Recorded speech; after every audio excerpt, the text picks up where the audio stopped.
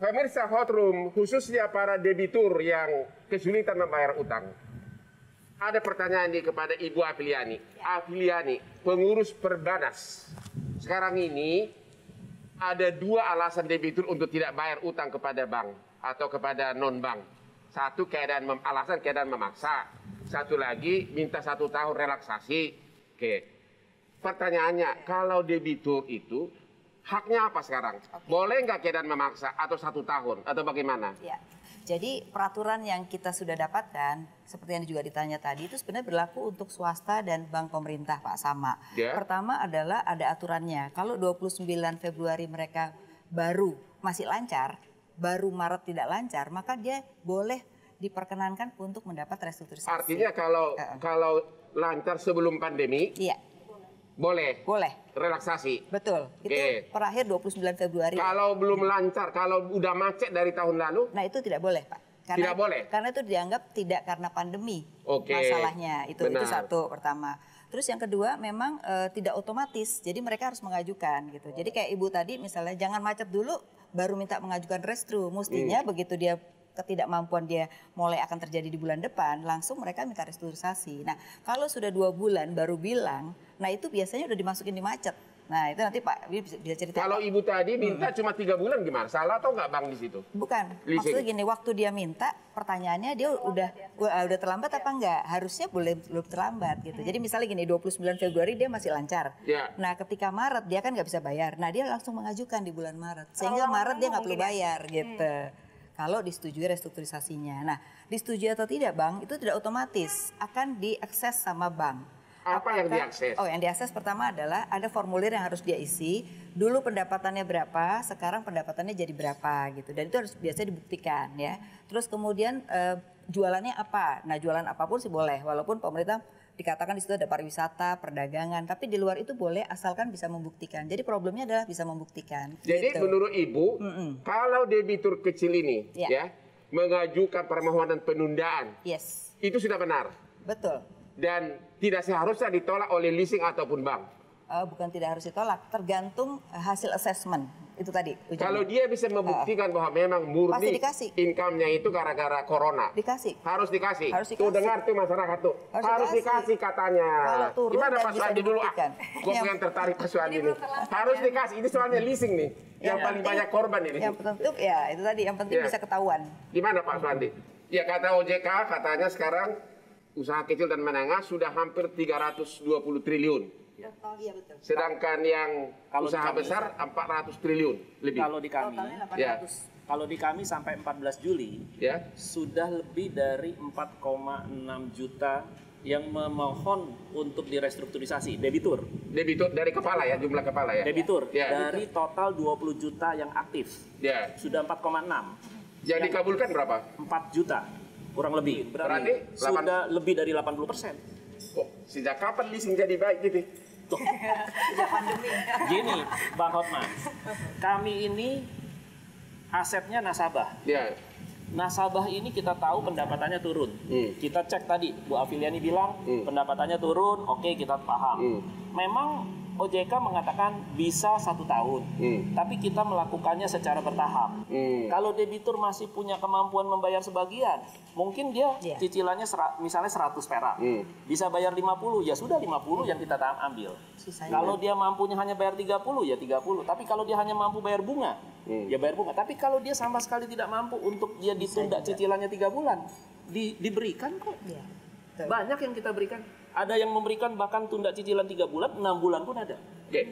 Dari segi praktek leasing, masih banyak nggak di era pandemi ini masih main kirim dekolektor di jalanan? Tadi saya bicara nih sama Pak Iksan, sama Bu Afiliani. Hari ini kita perusahaan leasing, narik pinjaman dari bank aja udah nggak bisa. Narik kendaraan mau taruh di mana? Dijual lagi. Mau jual kemana? Showroom tutup. Saya tanya sama Bang Hotman, narik kendaraan juga kan nggak mudah.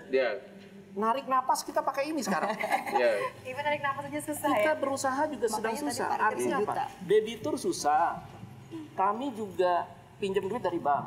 Maka kami himbau kepada debitur, tolong debitur yang masih mampu bayar. Karena kami ada karyawan yang banyak mesti digaji. Ya kan? Kami harus bayar hutang bank. Kalau semuanya berbondong-bondong tidak mau bayar, Bang Hotman, kami nggak bisa bayar ke bank nggak bisa bayar deposito sama tabungan kepada para deposannya, gimana Bang? Yeah. Jadi artinya kita harus semua sama-sama, tadi disampaikan Pak Iksan, saya setuju, kita semua harus sama-sama kerjasama. Oke. Kalau diberikan relaksasi, ada ekstra biaya nggak untuk debitur? Ada beban lagi nggak? Kembali kepada setiap perusahaan masing-masing, kebijakannya seperti apa. Sebagian besar di tempat saya kita nggak kenakan biaya. Karena kita tahu bahwa ini sama lagi susah. Jadi Pak Suwandi kok jadi indah sih malam ini? Mana ada leasing bilang tanpa biaya? Biaya apa yang kita harus kenakan? Ya misalnya biaya administrasi, biaya penalti hilang. Ada yang mengenakan, kan saya bilang ada yang mengenakan, ada yang tidak. Jadi beban bunga tidak bertambah nggak? Kalau relaksasi 1 tahun, apakah itu artinya 1 tahun juga pasti dia kena bunga lagi tambahan? Kita nggak boleh, Bang. Artinya kita hanya yang tidak dibayarkan itu paling dibagi berapa sisa. Ya, itu nggak masalah. Ya, kita udah tahu kok mereka lagi susah. Yakin itu Pak? Cuman yang perlu dari tempat kita tanya nih, pengusaha menengah dan kecil, benar nggak bahwa dikasih 1 tahun tapi sepertinya nggak ditagih lagi macam-macam gitu? Benar. Jadi kalau faktanya bahwa permohonan yang masuk itu saat awal nih, ya, itu perusahaan-perusahaan swasta atau leasing ini seolah-olah nggak mau tahu tentang POJK 11. Tapi nggak semua Pak, saya rasa itu. Ya, maksudnya swasta ini seolah-olah nggak mau tahu gitu? Seolah-olah nggak mau tahu, jadi dia bekerja secara independen. Ya. Pokoknya ini saya, karena memang saya kalau dari sisi kami, dari asosiasi UMK itu meninjau memang dari sisi peraturan OJK-nya. Jadi tidak ada kewajiban beliau-beliau, nggak ada kewajibannya. Ya memang peraturan OJK itu aneh, walaupun kita sudah minta OJK untuk hadir di sini, tapi OJK tidak pernah mau hadir untuk diskusi demi kepentingan masyarakat. Sudah diajak bolak-balik ya. Itu persoalannya Bang. Kalau peraturan itu kan peraturan kan nggak boleh banci. Benar, peraturannya sangat memang membingungkan. Baik Bang Hotman, berarti ini intinya adalah sebagai debitur jangan menunda untuk melaporkan segera ya. Nah, kita akan diskusi lebih lanjut lagi ini karena sepertinya sangat menarik sekali terjadi pro kontra di lapangan. Oleh karena itu jangan kemana-mana, tetap di Hotman.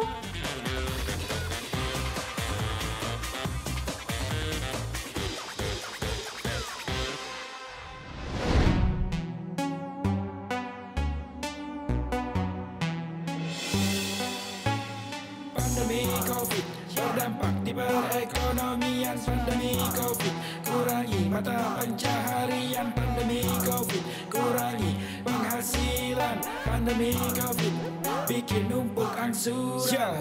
Masa pandemi kerap susahkan masyarakat. Banyak yang tak sehat, banyak juga yang melarat. Penghasilan disunat, semakin terasa berat. Tapi bagaimanapun hutang masih tetap terikat.